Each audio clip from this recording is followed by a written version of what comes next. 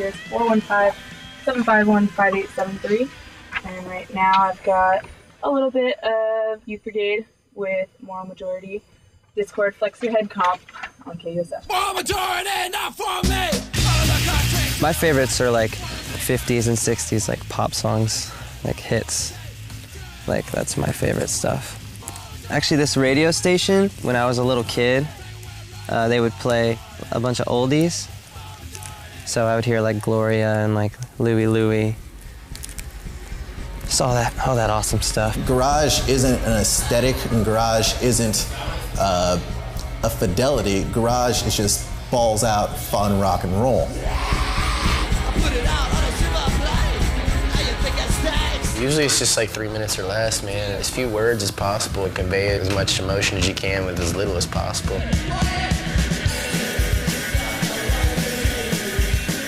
Not like a singer with 3 musicians playing behind them, but bands, you know, like dudes writing songs together.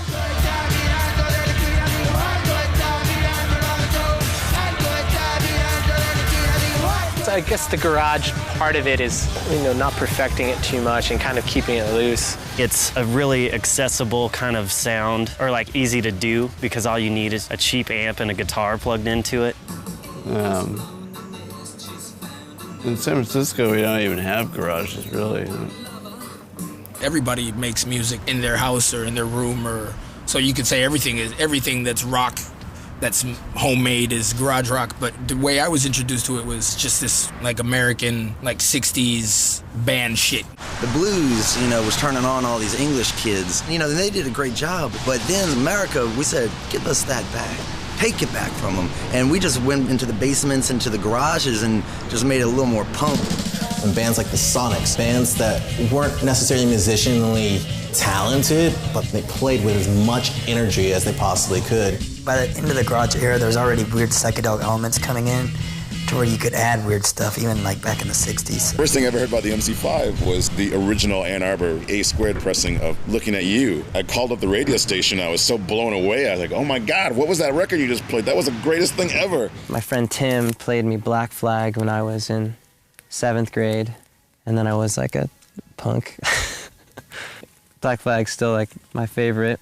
Yeah, dude, that first 4 years record, it's like insane. It's the best. When I used to live in Seattle, I used to work with this dude, Aaron Wood from the Spits. He just put me on to a bunch of like music. Like he'd just bring a bunch of mixtapes to work.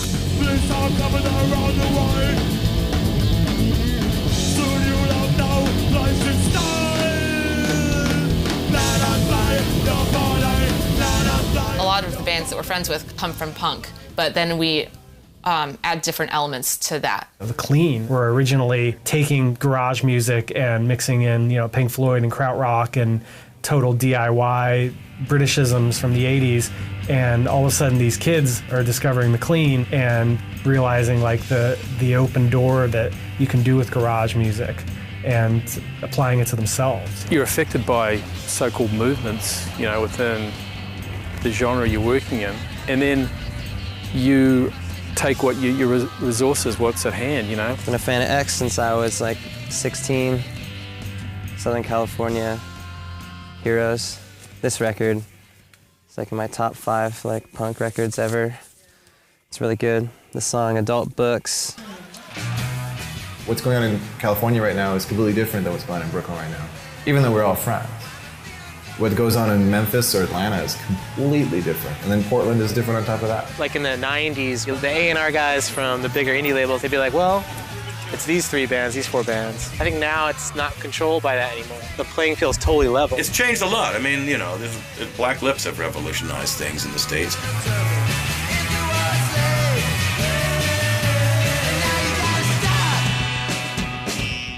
The other indie rock shit that was getting more and more complex and more intense and more pretentious was all those things, and boring and fucking uptight, and it was for people in the condos. For a decade there, people may have forgotten like how rock and roll was originally done. It's not supposed to be complex. Tell yourself, keep it simple, stupid, and that's what we're trying to do, and I think that's what a lot of bands are trying to do. They understand it's supposed to be about fun and entertainment. What bands are you really digging right now? I'm gonna say all SF shit because I'm a total supporter, but Fresh and Only's. I like the Mantles record a lot. Punks It Is Punks, I love them. Davila 666. The Spits, I love the Spits. We're all really big fans of Girls. I like Quintron a lot. The Box Elders. Jay Reatard. His name is Jay Reatard. I like Keycons, Shrines, Demon Skulls. I love the Magic Kids, the Smith Westerns. The Intelligence. Raining Sound. We like the Pierced Arrows a lot. No Bunny. Cheap Time. The Vivian Girls. Golden Triangle. Frankie Rose. I do like Woven Bones. Ty. Who fucking Ty Siegel totally destroyed last night.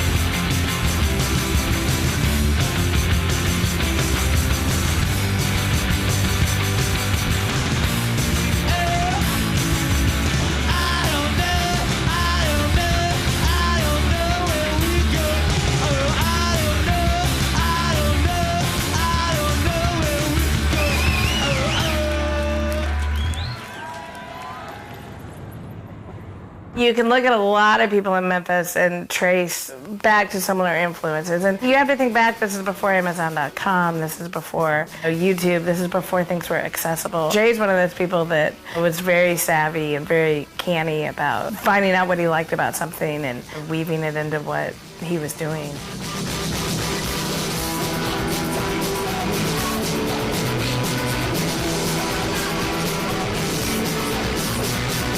Gave me a tape, and there was primitive kid bashing in his bathroom with buckets and a guitar and writing songs that you could tell he had listened to 50s rock and roll as opposed to Green Day or whatever else. I thought, this is great. I'm gonna put this out. This will probably be the only time you ever hear from this kid. I think it's great. I don't care if he becomes an accountant. It happens once, so great, you gotta put it out, but you don't see any kind of future in it. And then as we got to know Jay better, I mean, hung out, he wasn't just a kid that came up with 4 good songs.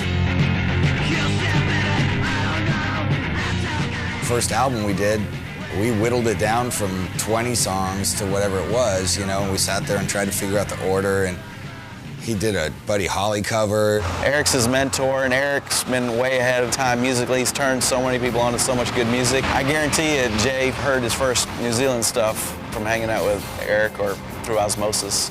We just listened to regular, like, radio, and a Cars song came on. And we were like, you know, for a radio song, this is pretty good. He's like, yeah, I kind of like this song. The next time I picked him up, oh, I recorded that song. He did a Cars song on his buckets and his guitar.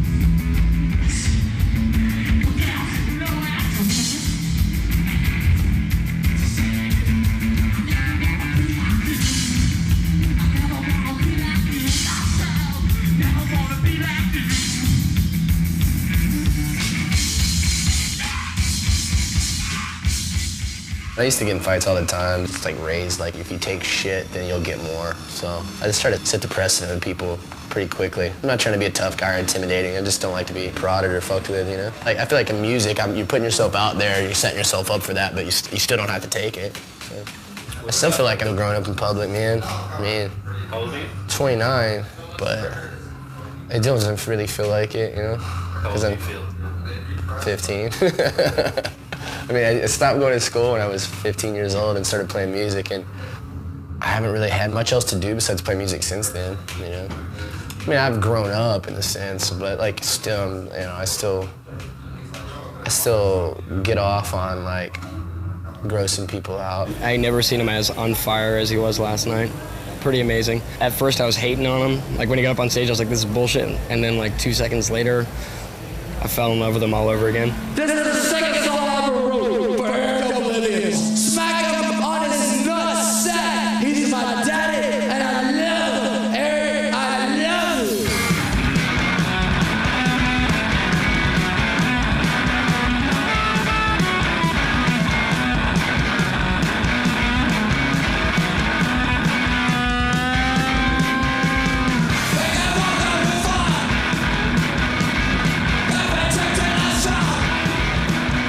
People that want to call him a sellout, or, you know, people that want to get in his face. And it's hard to tell right now which, you know, is the chicken and the egg, like Jay getting agitated and getting in people's faces, or, you know, people getting in his face. But I think that he's an amazingly accomplished musician that really wants to focus on the music.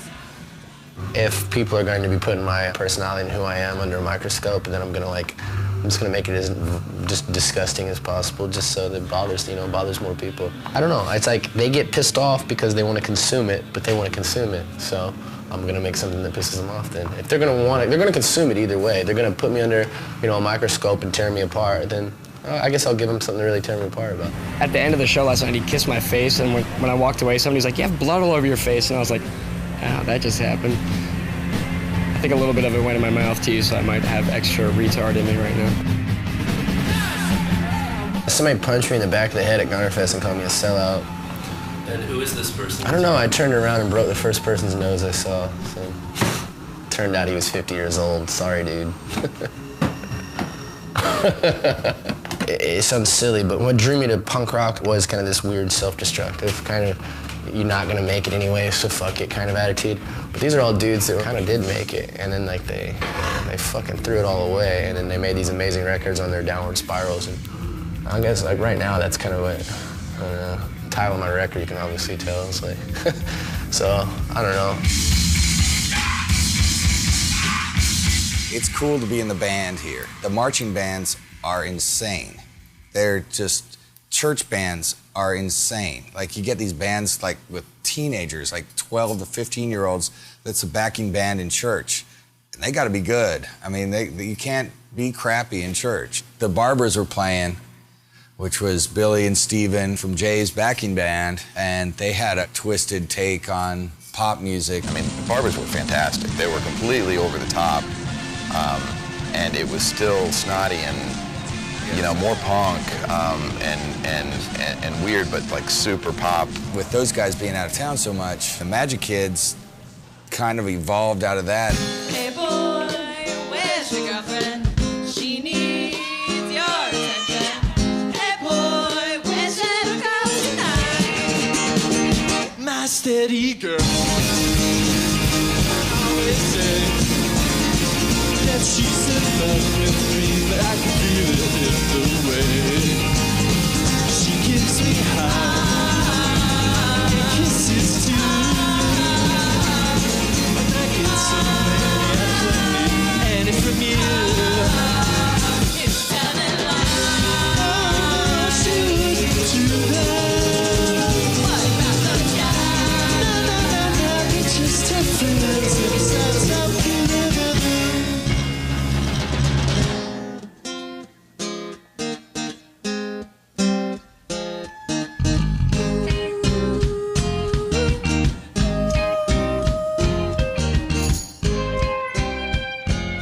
I got a vanilla malt, basically what I order everywhere. And I got a smoked sausage with coleslaw. I had a candy bar for breakfast, so it's good to finally get something more substantial in my stomach. The Magic Kids, somehow they have just tapped into this, like, Phil Spector, Beach Boys, Brian Wilson-y thing that is just brilliant.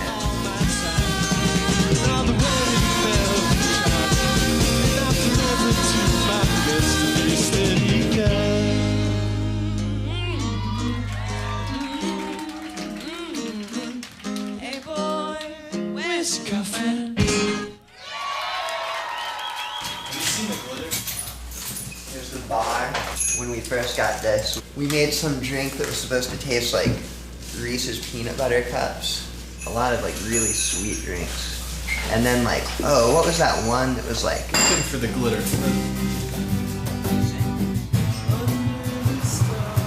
The whole garage scene here is definitely where we're coming from. You know, Zach and Eric and the guys at Goner have supported us for a long time. They were just kind of doing their own thing, very isolated. Will, the keyboard player, is very strong-minded. You know, he went that direction as far as he could. They're putting positive spin or vibes out with their music, and having fun. And that's, a lot of the garage rock bands don't seem to be having fun. Dance tonight. I think it should change there. When the song is finished, it just is like, of course, that's what it sounds like. That's what, you know, Yeah. of course that's how the melody is. It might just be that we're so poppy or so happy, people question our sincerity, sort of. Like we're coming on a little too strong or something, but that's just the way we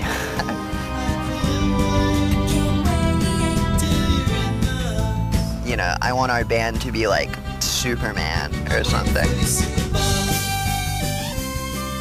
Something like really simple and recognizable or like iconic. I guess no band is Superman. The isolation is a big part of it. Traditionally, you've created your own entertainment, you still do, in a way. It's not at a juke joint on a farm anymore, but it's your band practicing during the week and hoping to play to 30 to 50 people on the weekend. Now give me a pill, now give me a shot. Here comes out the cobbler, here tell them what I got. So on baby, you're singing pain, you won't go away, I'll say it, say.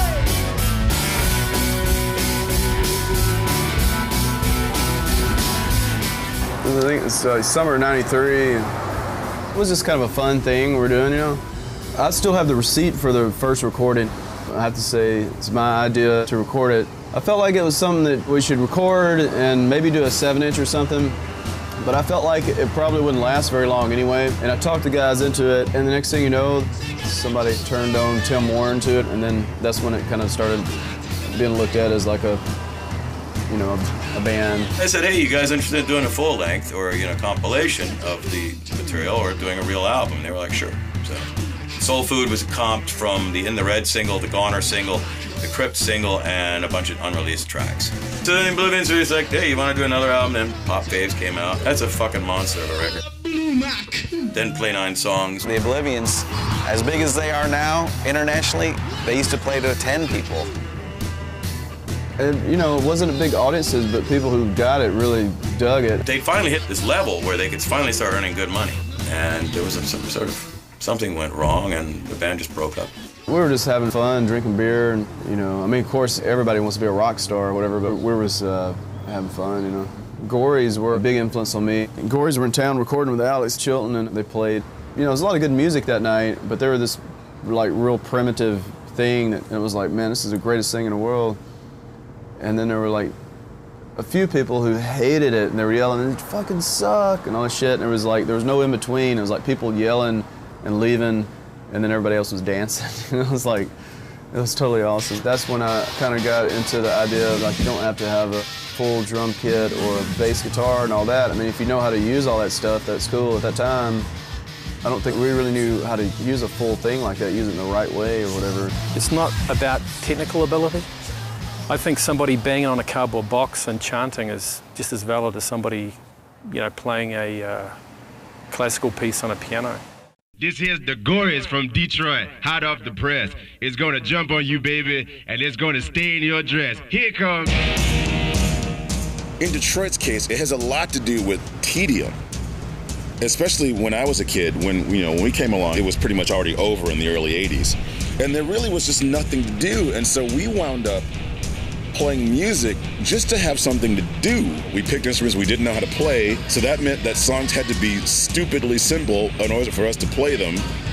So if a song had more than 9 notes, it was too complicated.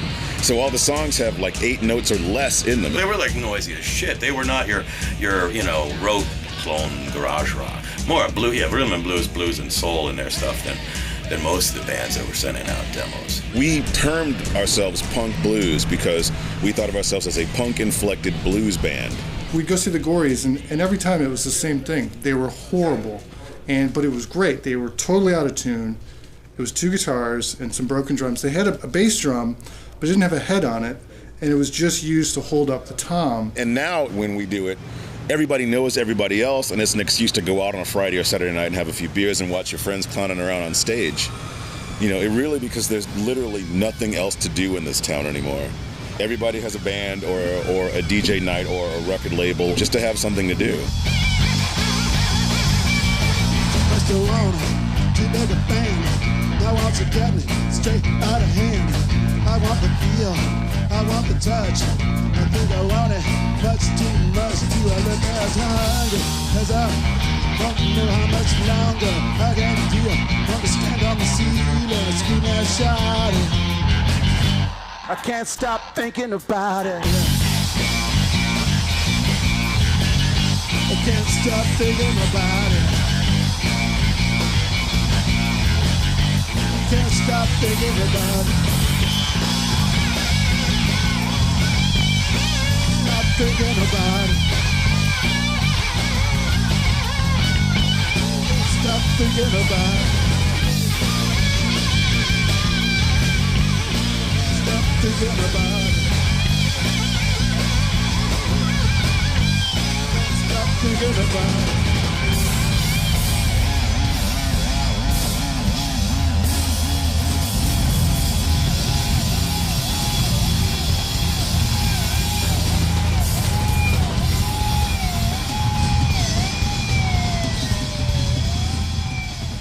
Like I'll go on eBay and just type in Detroit in the records category, and just like the most god-awful stuff that I know is terrible, but if it has a Detroit address on it, I'm like, there's a 1 in 1,000 chance that it might actually be a good like single that no one's heard yet, or just no one's caught on to it. I know people who like have moved to Detroit, and after they live here for a while, they kind of have this attitude like, you know, like this is my city, and you know, fuck you if you're not from my city, and this, you know, you have very huge sense of civic pride. But I think if you really, really give a shit about the city, that you would welcome anybody who wants to come into the city, as long as they are doing something that's for the city of Detroit. In terms of people who are doing it, people who are putting out records and playing in bands and running venues, you're not gonna find too many people that you don't know. Everyone kind of knows everyone.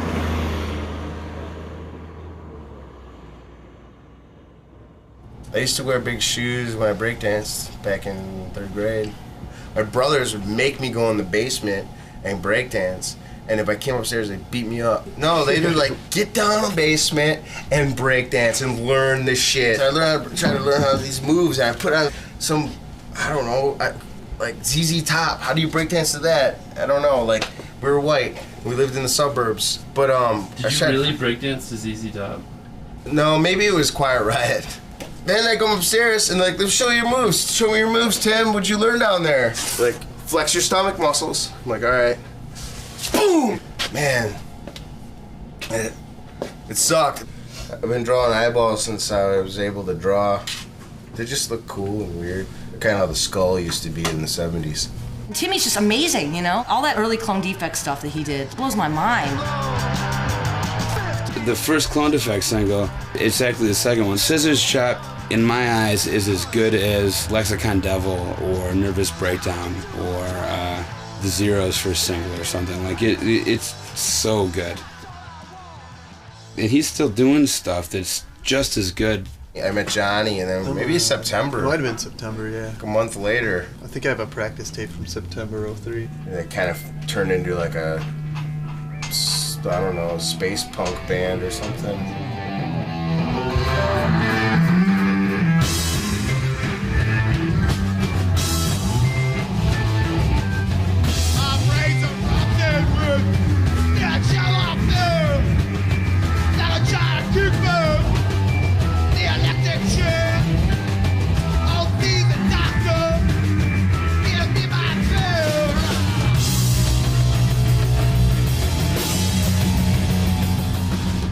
Punk rock can be negative, but sometimes it's just being sarcastic. There's good hip-hop out there and rap music and stuff like that. It just seems like it's so negative. Like, they're not saying anything that's important to get people to uprise a little bit. And people need to do that nowadays. You know, we're at war and stuff like that. Like, back in the day, people were fighting and fighting back and protesting about it. Nowadays, everyone just sits back and plays their Wii and shit. This is a new song called They Came From the Sky. It's about how they keep it all secret from us, that there's probably some kind of mutants under the earth or around us, or from a distant planet. We kind of like to reveal that kind of stuff to everybody. When we actually record an album, we've gone in like our friend's studio in his basement and recorded on a 16-track ADAT machine. It was like a basement about this size. I just recorded this stuff. He played like synthesizers and made like weird pedal stuff. So we did like kind of experimental weird stuff. They're adding new elements, whether that be like, you know, like drum machines or like crazy keyboards or weird effects on your guitars, but the meat of it is still rock and roll. My dream was always to be able to get like on MTV or like mainstream radio, but like have really lo-fi recordings, like 4-track cassette recordings. So that's my favorite sound medium. So it'd be my dream is just be able to do like a really good 4-track recording that was produced well, but like on a lo-fi format like that, and then be like totally accessible to as many people as possible. We do everything ourselves in AJ's bedroom. We write the songs there and record them right away, burn them on CDs and give them to our friends, and then start sending them to like record labels after kids in Puerto Rico are like, yeah, this is good. That's where it comes from, this like home recording idea, but not because they love the sound of tape hiss, but because they love the freedom you have when you can manipulate shit on that level.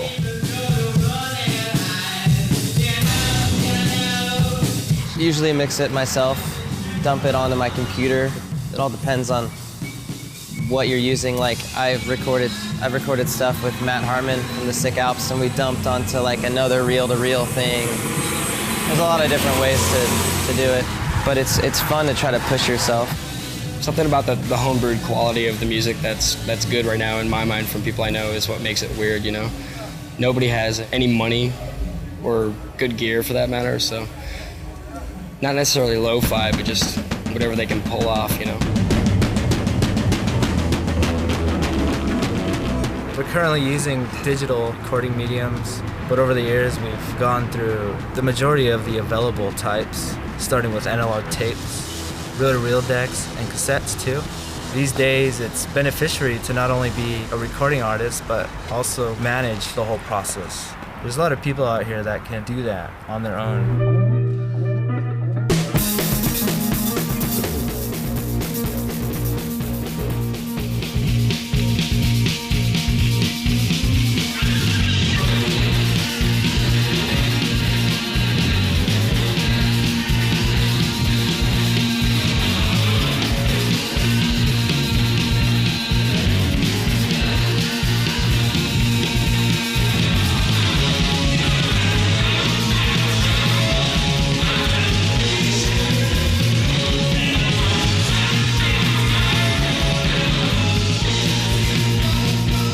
There's such a broad contrast of mediums that you can use to capture your songs and your music. I would prefer doing it that way than going somewhere and having somebody make me record something 30 times over because it didn't sound good. I think we know what we want to sound like, so I prefer doing it that way. I think that's a good thing. And now we've kind of gone more in the studio, and I kind of miss doing more like the home recording. We just did a record with our group, the Almighty Defenders, and we did that all like at the girl's house on a 4-track, so I was happy to go back to that.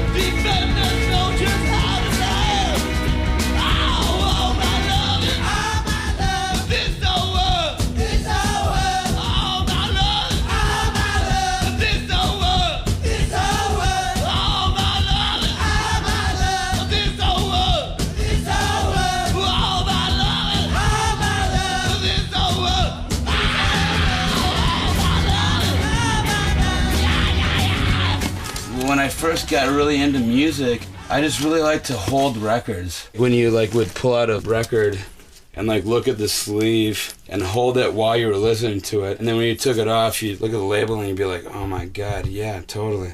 I grew up with records my whole life, so I've always wanted to make records. My reward for being in all the bands, all the records I've made, is walking into a record shop and seeing the record in the store. The whole industry is in a sort of a transition period right now where I feel like I'm on really shaky ground. The problem is major labels refuse to develop a new business model that smaller labels have started upon. I feel so proud that our albums are put out by In the Red. No one is doing anything remotely close to what Larry's doing. Every band that he does is truly, truly wonderful. I do some of my own stuff and I like working with smaller labels, but Larry's been really good to us, so I got no complaints. There's a lot of people that are interested in making it possible for other people to hear bands that are working hard and doing good stuff. Douchemaster, working with ex-members of the Carbonas. Like Not Fun, Hozak. There's tons of great labels right now. Goner. Goner's always going to be putting out the best stuff. When I first started it, I thought I was, going to put out stuff that no one else was doing. Then other people caught on to that kind of thing, and, there wasn't a need to put out the worst recorded, most, over-the-top type of records or whatever, because there's other people doing it, and kind of changed to just stuff that you wanted to put out. I got a letter in a U.S. mail. A few references got shot like the mail. They killed a little bit of heart attack. They did the brilliant flat on his back with a hole in his head. No one can say that he's got a hole in his head. No one can say. Obviously, anyone would put out the Box Elders record, but as long as we're putting out stuff we like, if it doesn't sell and we're looking at boxes of it, at least we know it's good. We're not in it to lose money, but we don't want to lose money on stuff that, we just did as a commercial venture or something because we thought this band would be successful. It's not interesting. There's a lot of guys that own record stores in every city that's been one of their dreams, is to do a label or a studio or whatever. And a lot of the guys that have studios will do their own independent labels as well. So it's pretty easy to find somebody to work with no matter where you are. Have you got it in your stack? European, and it's not in any. Okay, then we just haven't printed it out yet. Show your jets, there you go. Cool. I think it's really good for bands just to have product out. And the easiest way is, honestly, is to put it out yourself. Okay. That goes in there. These are all U.S. Before, we were either dealing with, communicating with people either just through, written notes and letters and faxes, after that. There's more volume now than there used to be, so it's probably takes as much time, but I thank God I'm not having to do it the old way now. It'd be a full-time gig. They've always done everything themselves. They're still touring more than most bands a third of their age and still enjoying it. Feelings we thought couldn't die seem to just get strange. Regrets we had no second chance ever to repent. Nothing's so important now, no one really cares. A lot of times when, especially rock bands, when they get older, they kind of sometimes get cheesy or it doesn't sound as good, but all their records still sound awesome. It's just really inspiring to see them still doing it. It gives me a lot of hope for the future. I think that's it. Let's see. This is the coolest van here. This is the old Dead Moon van. It's been parked here for a while. The Chia Pet. It has its own little light up there, but it's green instead of yellow like our other ones. They came up with the fact that was an old English. Spaghetti and the meatballs. I cook all kinds of stuff. This is one of them. In 1954, Kissin' Radio bought this thing. It's the first disc cutter that came to the Northwest. It's a Presto 88. It's the antique from hell. It's supposed to be in a totally clean environment. Not supposed to smoke around any of this stuff. I do everything wrong, okay? My lockers are dirty and I smoke around them, okay? And maybe that's why it does what it does. I told Tootie from the time I've been, doing records, I've always wanted to have my own cutter so I could make the levels as loud as I wanted to, because every time I'd send tapes into a company, I get these washed out records. I told these guys ahead of time I wanted volume. They go, no, record will be too distorted, this and that. I go, yeah, whatever. So I knew the only way to get a hot record is to be able to cut the thing yourself. Make it as hot as you want it. I don't give a shit about distortion. I called around and I found out that they had this machine down there. It was totally apart. And the guys go, yeah, we have a disc cutter, but I don't think it works. The owner doesn't want to sell it anyway because it's historical. It cut Louie Louie. And I go, oh, I want this thing so bad. So I asked these guys about 10 times. Couldn't get anybody to sell it to me. So on my 38th birthday, she hands me a card and goes, man, I bought you the disc cutter. Killed me. It's what I always wanted. She got it for $200. Crosses burn for black and white. We raced across the fields. Freedom was a way of life. Not if you kill. Fight the vicious anguish. Perish in scorn. Me, I just came into this. Cause you always kept me warm.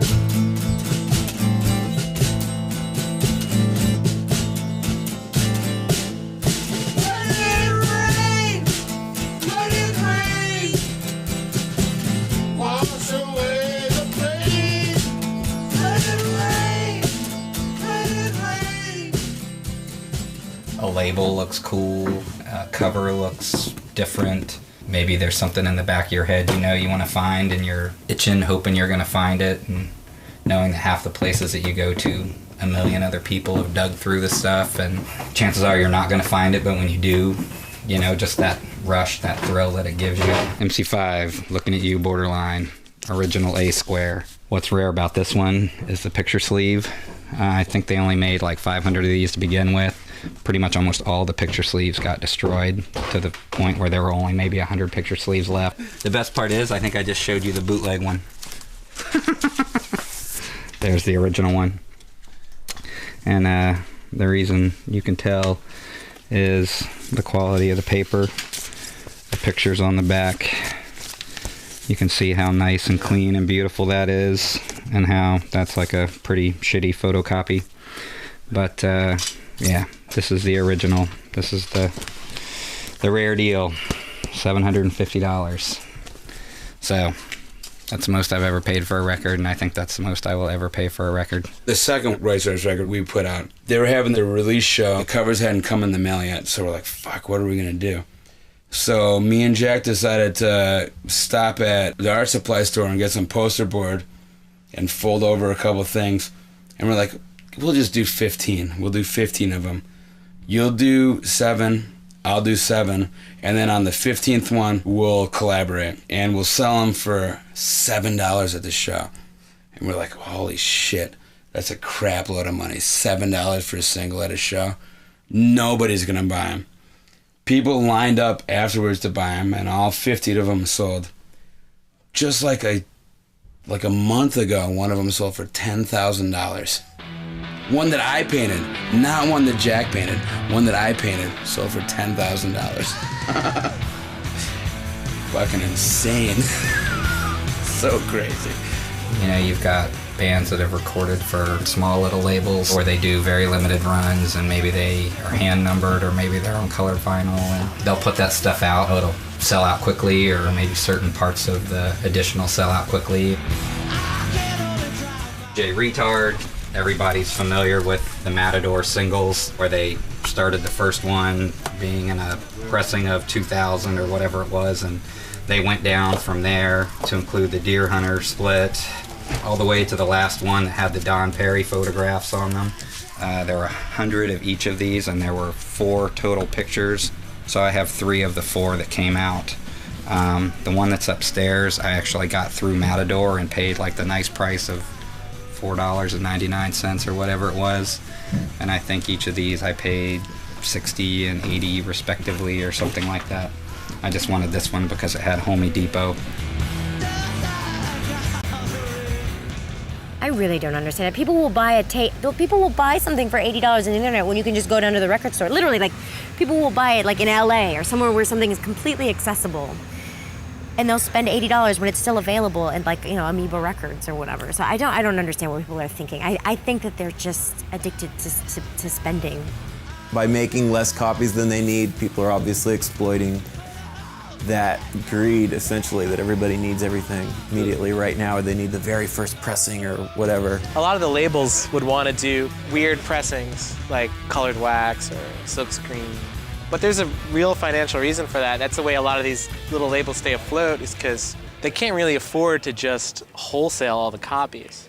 So if they make a weird edition that they can only get directly from the label, so that you have to buy it at the retail cost, that floats the whole pressing. You know, if they can sell 100 like that, you know, I understand that. For like a small label, that's what you have to do. I guess it's a personalized statement of something very limited and thus special to you if you have it, you know. And it's cool, you know. I mean, music as art object has always been something that I could totally identify with. It's pretty much records, rent, and food in that order. What about your lady? She falls in the rent and food part. I don't get as up in arms about the eBay price of records. The majority of those records all come down in price. It was flattering to have experienced the eBay craziness. We don't get much eBay craziness anymore. No, I actually looked at our listings on eBay the other day for the first time in months, and the Mauled by Tigers record, the first pressing of our first record, 500, sold for like $20. During that, like, the crazy period, it was like $100.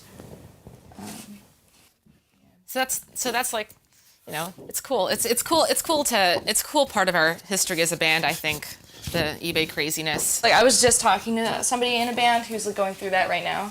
Which band? I'm not gonna say. Okay. But and they're going through that right now, and they're like, oh my God, like someone bought our record for like, you know, $80 on eBay, and I'm just like, it's gonna go away.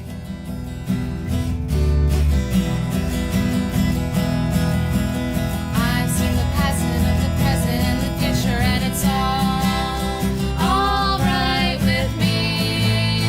I can't see the light, it's all I need. I can't see the stars above, I've gone out to sea.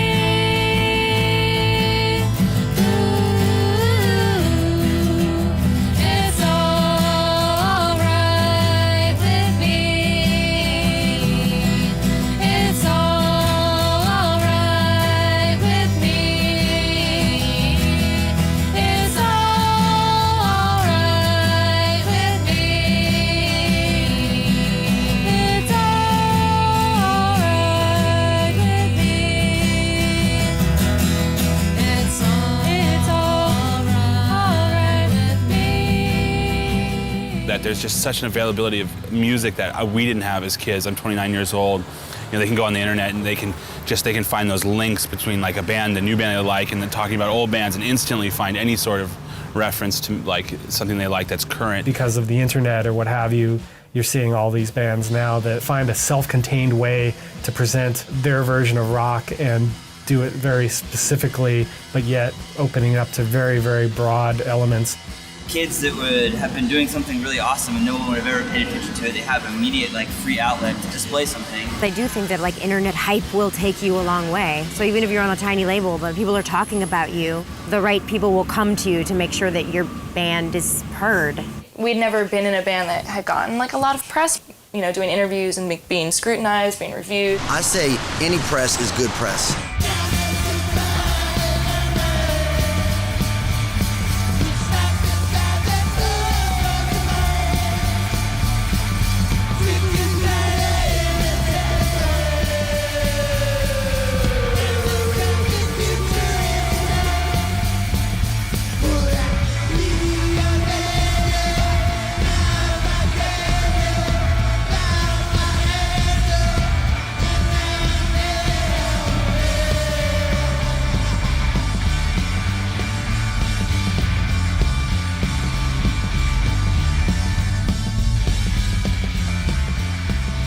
Motherfuckers pushed me off the bar. I was like, you're trying to blow my cool? I was like, I barely know how to solo. I'm trying to solo right now. And I'm talking to him going, I'm gonna start up again. Okay, there we are. He didn't say, I'll hit you, but he like kind of did me a threatened response. It's like, really? And I did this, I was like, oh no, you don't. I mean, he might have kicked my ass, but there's one thing, you don't mess up. I'm trying to fucking solo right now and I'm on your bar. Hold on a second.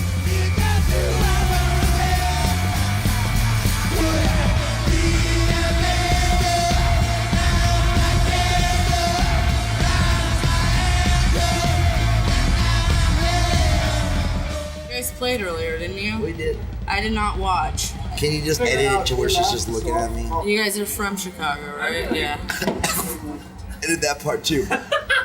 Right? We're from Atlanta. You're from Atlanta? Yes. But don't you guys live in Chicago? Edit that part out too. You know, sometimes in the line of the work we do, we kind of act like jerks. That wasn't really anything new for us, but then all of a sudden we found ourselves more in the blogosphere and we're like on a bigger label. I don't think we were ready for how blown out of proportion it would get like on media level or a blog level. You know, like get right up for like crazy shit that we've done. Good. I'm glad someone took time to notice. But yeah, as far as being polite or politically correct or like safe, don't look to us for high moral character. We tend to like joke around a lot, and so we didn't realize that people that don't know you can't understand your inside jokes. And it comes off as annoying. It comes off as really annoying. Going to the American Apparel and inviting everyone to the show tonight. Hopefully they'll all be down because, you know, American Apparel employees are on the forefront of cool, right? I'm in this really famous band. Yeah, what are you doing tonight? Sorry? What are you doing tonight? Do you want to go to the show? No. You don't? Do you know who's playing? Who's playing? You know Neon Indian? No. You don't?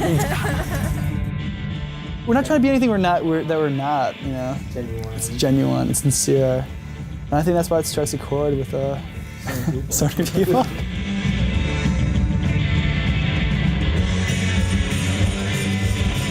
I'm all about becoming like a really, really great artist with lots of integrity that just like supermodels flock to because I'm just like so like weird and like I really have my shit together. But at the same time, you know, I'm like, you know, fun and great, you know.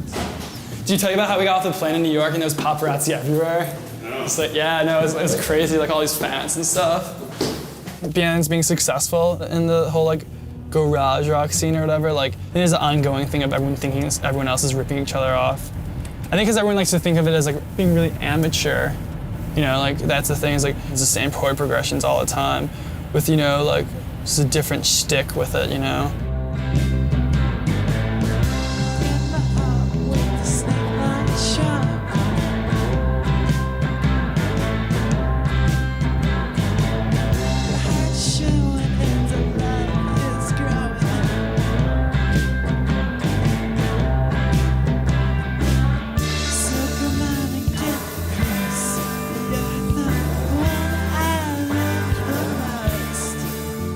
I got lucky because I was making music when I was their age, but like nobody gave a fuck. So being around for a while kind of gives you not cred, but you know, like fucking get used to the bullshit. You get built up and then you get taken down just as quick, and then that's it. You know, nobody cares about you anymore.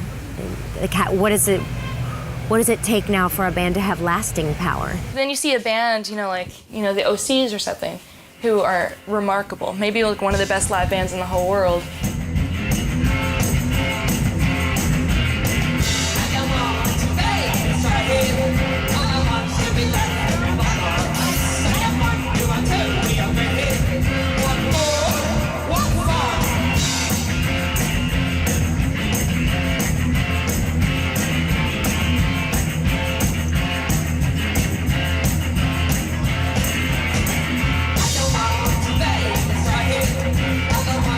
Life.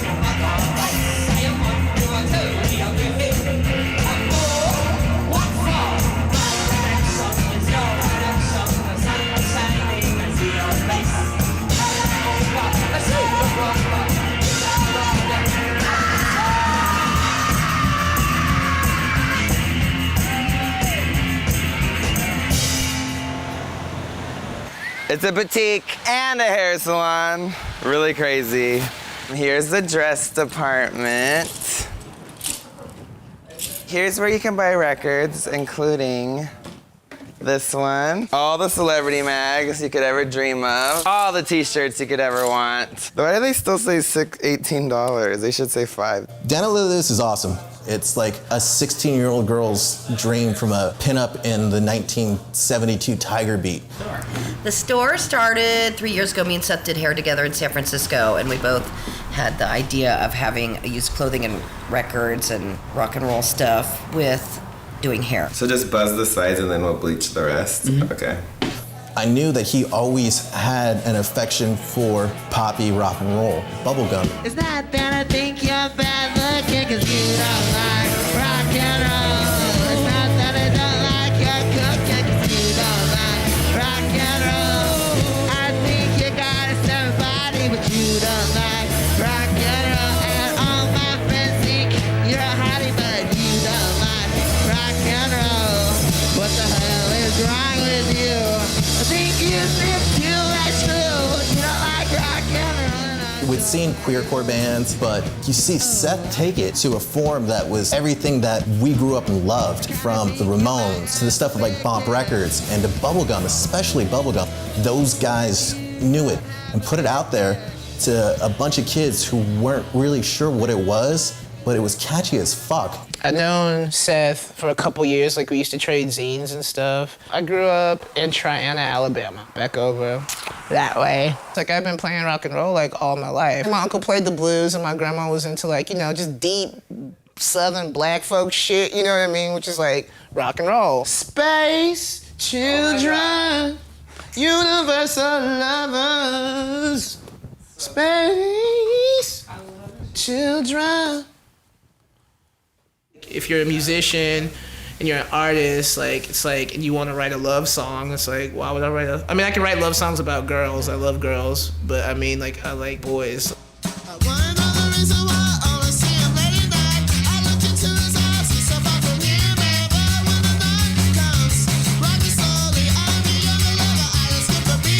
It's just gonna like come out, and I think that's fine too. And I think, I don't know, there's so much fluidity in the world. I'd be on tour with Gravy Train, and we were like in the middle of Arizona, and there was like this straight fucking jock had his girlfriend with him. He was in the front row, like screaming at me, just like, "You made me gay, play it, play it, play it." But like to this point where I was just like, if we don't play it, like he might like fuck us up. And I was just kind of like, where am I? So I'm always happy when like weird shit like that happens.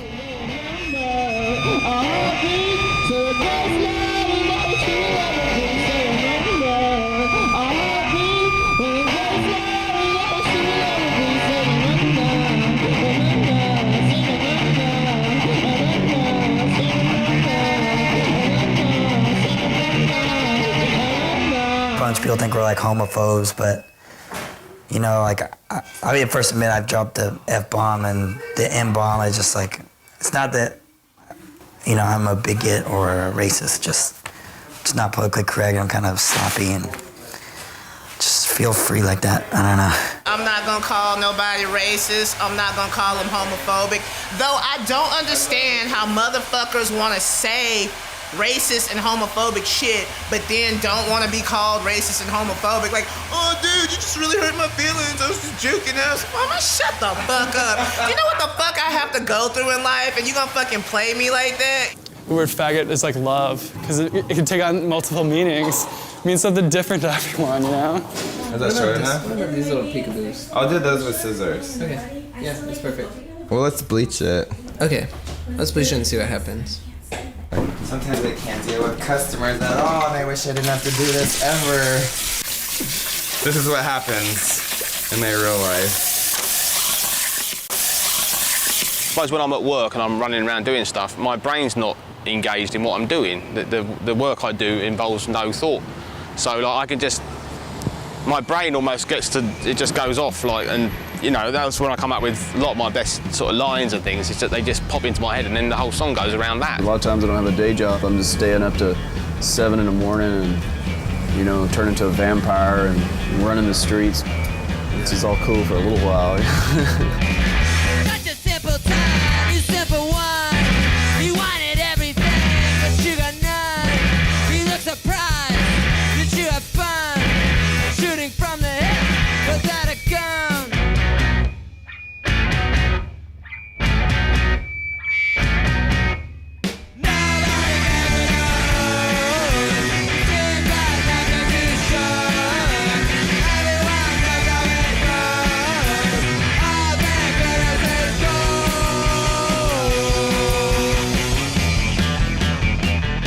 Really, mostly I'm just food and beverage work, waiting tables.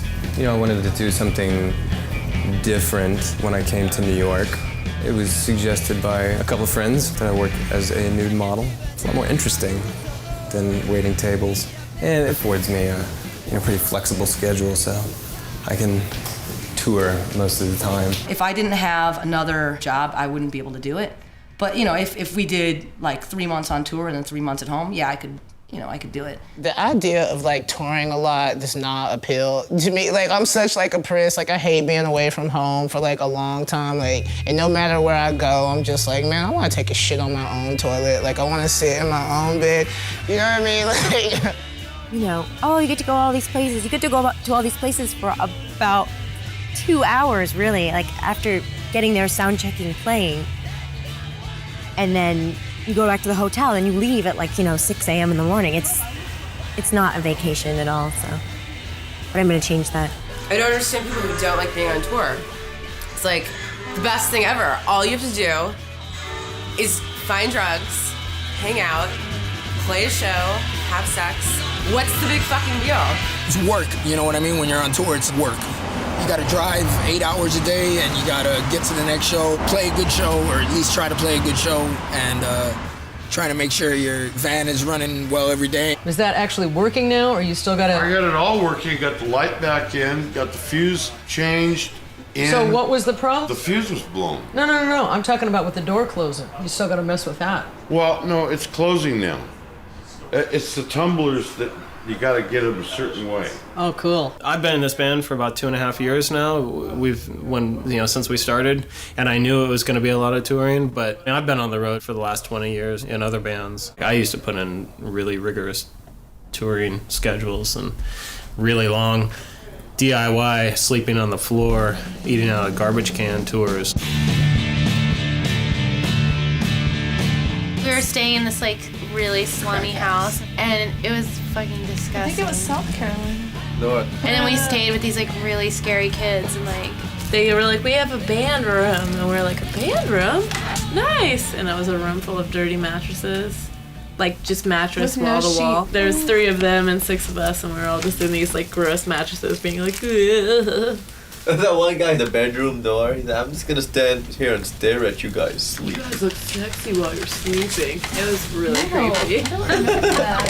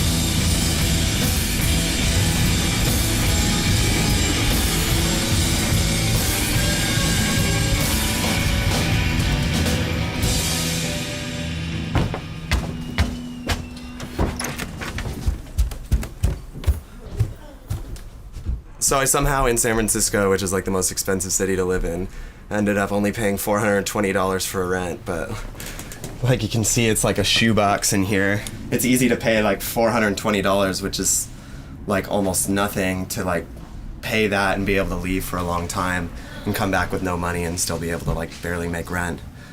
So I can't really let it go. Sometimes I think about trying to find a bigger room, but it's not like I could afford it anyways. And this is all I really need. You can like, you know, get really close in bed with people. Makes you get closer together. And yeah, I don't know. It's cozy. Everything's in reaching distance. I'm never here anyways. Where are you? Where am I all the time? Running around, having fun, seeing things and playing music all the time, hopefully. Cause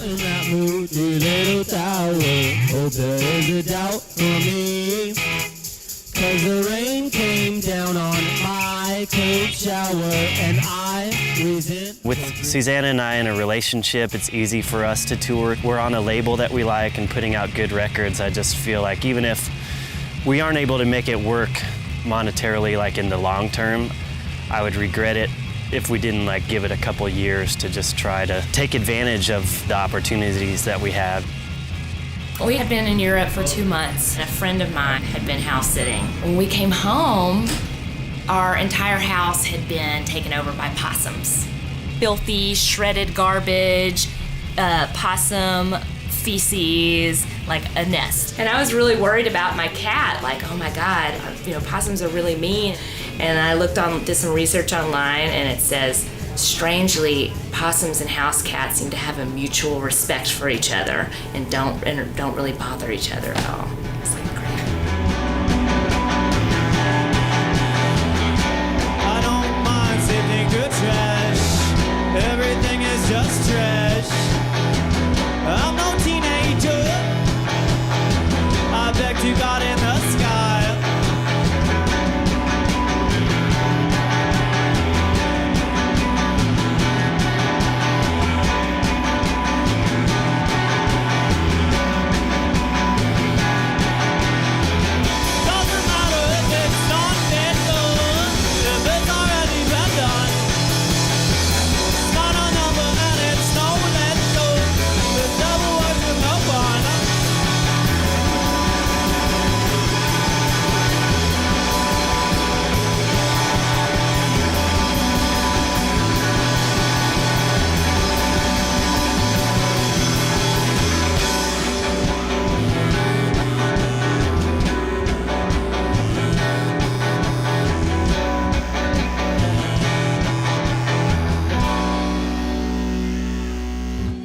It's our new practice space. $600 a month. And I want to do something I'm calling holiday tour. So it's more holiday than tour. So nobody gets tired, everybody's friends, everyone gets to go to the beach. Oh, we're gonna have to move fast. Why do you think I'm getting ready? It's the first tour that I've done since the Matter record's been out, and you have an album out on like a bigger label, like all of a sudden you're like, okay, well there's extra money. So we could go around and we could tour and we could have local bands open up for us every night and pocket it all. Or we could like spend some of it and really be stoked about the people we're on tour with.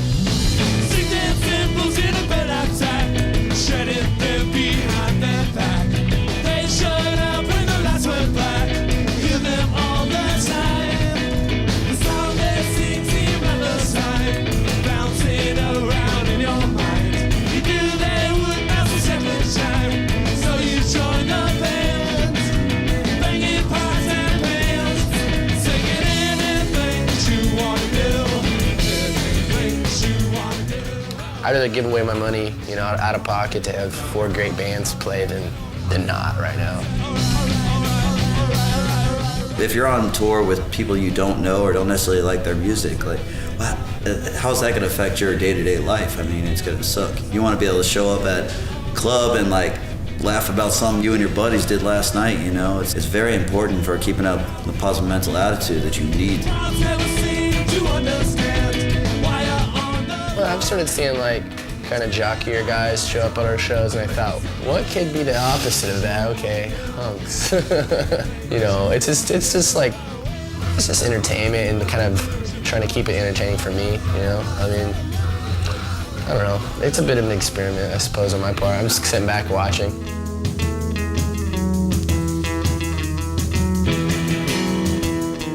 Down in Nashville, I saw Davila 666 play at just a small dive bar down there. They spend probably 20 minutes trying to tune their guitars before they go on, and they're still not in tune by the time they play, and they do not magically fall into tune anytime during the set. But they play the most explosive, like you felt like you were in a basement house party half the size of the club, and people going crazy. Kids are getting more comfortable with just doing whatever the fuck they want and trusting that they can do something with that instead of feeling like they got to do something that they really don't want to do to get somewhere with music. It's like I don't even care if we're huge or famous or anything. I feel like as long as there's a small handful of people who really care about our music and are touched by it personally, that's all that really matters. It's worth it just for those people, you know? Everybody's doing pretty okay. People go to the shows and people are buying the records. Maybe not like a shitload of records, but they're buying enough to make these bands be able to tour and stuff. 5 years ago, 10 years ago, you couldn't go every weekend to see a cool touring band. You couldn't go see every week 5 local bands. And now we got that. All these groups from this particular genre are using what they've got in an interesting way, just enough to make it new. There's a freshness, you know, that's just what you hear, you know, it's like maybe when you hear old school hip hop for the first time and your ears prick up and you go, oh, there's something going on there that's a little different. Cynical older people will say, oh, it's just such and such with such and such, you know, and it's just, I've heard this before, but it's never like that quite, you know.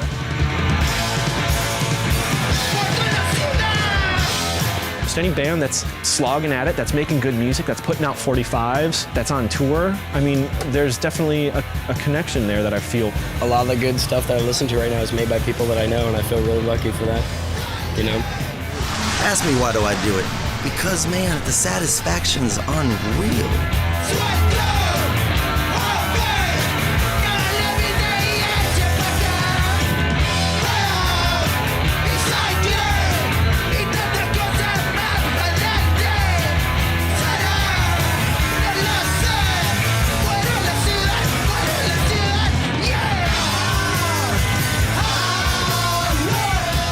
Rock and roll has never been about people who are amazing virtuosos or otherworldly level composers. It's about energy and about expressing yourself when your tools are kind of limited and blunt. I mean, that's what punk is. That's what garage is. That's what rock and roll is. It's always been that way.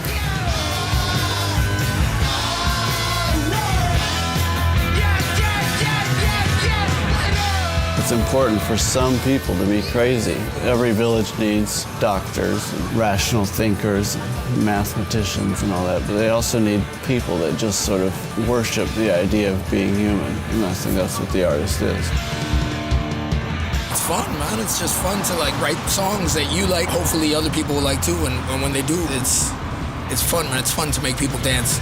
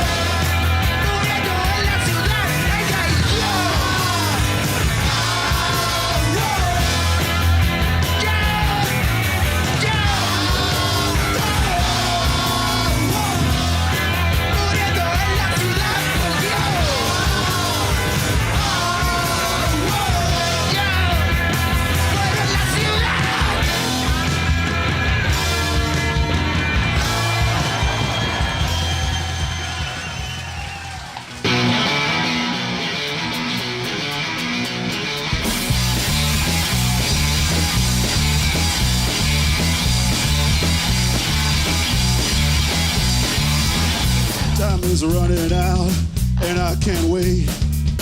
I gotta say this before it's too late. I wanna be the one to hear you call, catch you as you tumble while the empire falls. But when I say it out loud, I look like Camille, but I gotta say it anyway. Tell you how I feel. I wanna be a hero. I just wanna do the best I can. Make you happy and be your ever-loving man.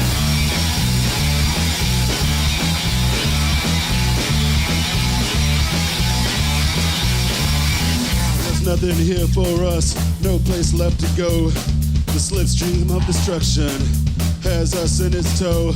But there's one thing that can make it alright, holding on to you in the dying light. But when I say it out loud, I live life's the meal, but I gotta say it anyway. Tell you how I feel. In the darkness that surrounds us, I just wanna take your hand, take your love, be your ever